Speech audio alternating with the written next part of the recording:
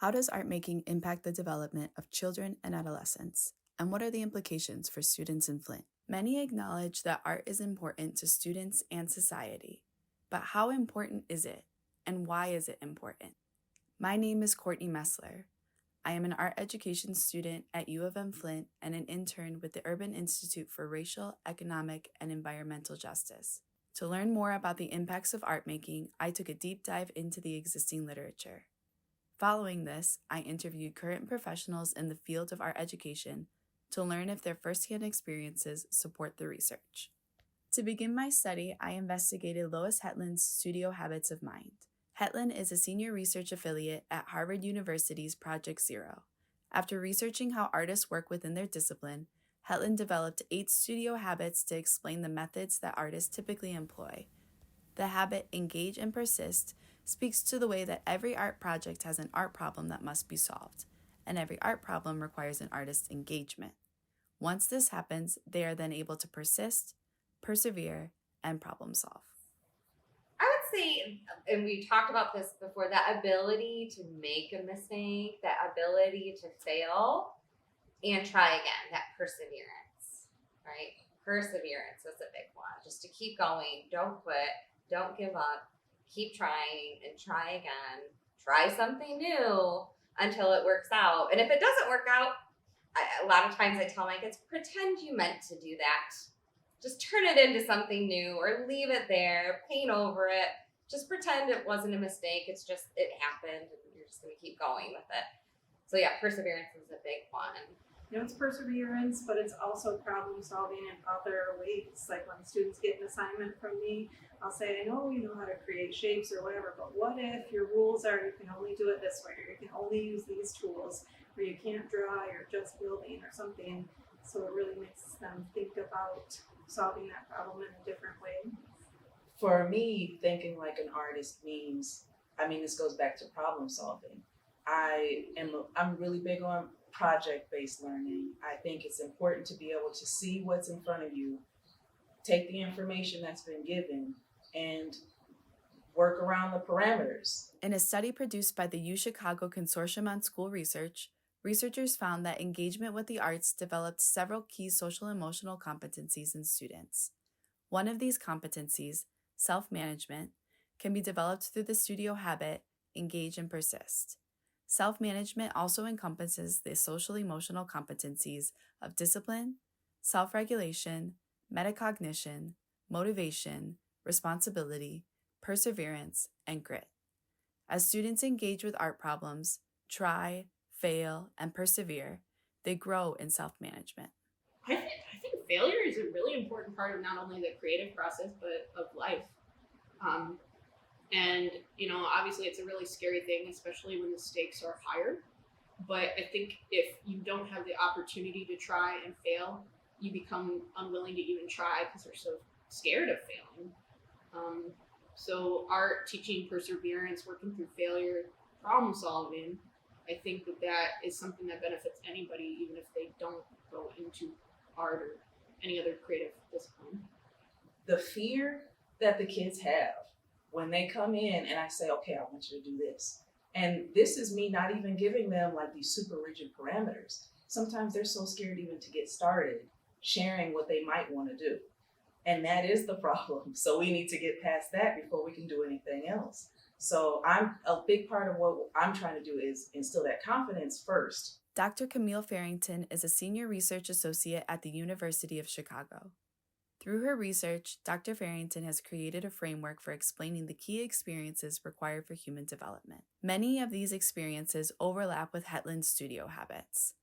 This suggests that by simply participating in art making, students engage in key human developmental experiences. Farrington's work also shows that these experiences make the most developmental impact when they take place within supportive relationships, particularly with adults. I would think so, especially if they are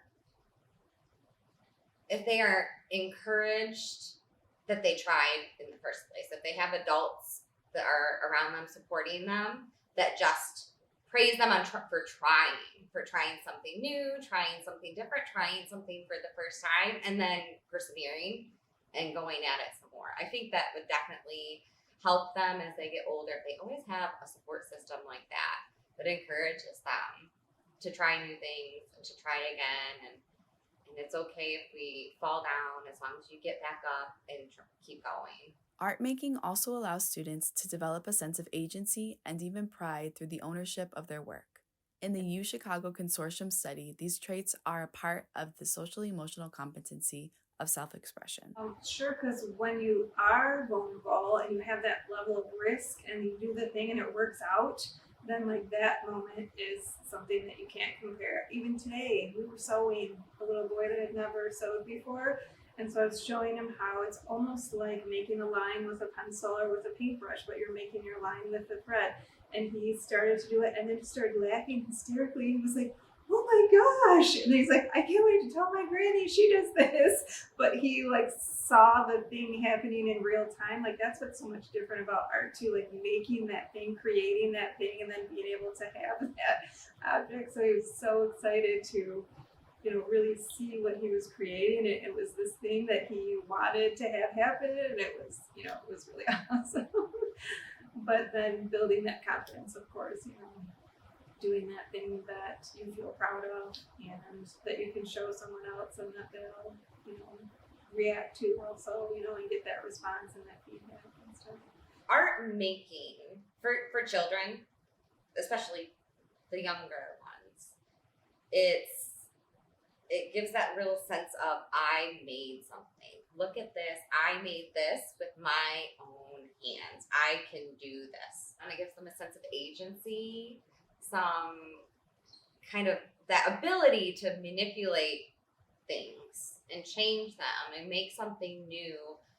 I think it also helps to build self-confidence as well. This sense of ownership can be especially important for Flint students. I want to phrase this the right way. The lives of Flint students have been resilient but never recovered. That's the way I want to say it. There's been a lot of like push, fight, not realizing that they need to take deep breaths and get wrapped up in something and swept away with it.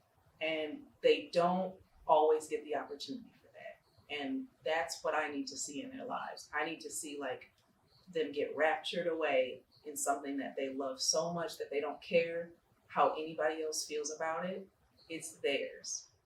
While art making aids in the development of all children and adolescents, educators in the Flint area note that it may be particularly important for Flint students. Everybody deserves the opportunity to be able to communicate through art. So whether we live in the city or we live in the suburbs, but really for students that have experienced trauma and different things, poverty, we are from water crisis kids, we are, you know, students that need an outlet and deserve the right to do what kids in suburban areas are doing that have more resources. We don't have all the resources.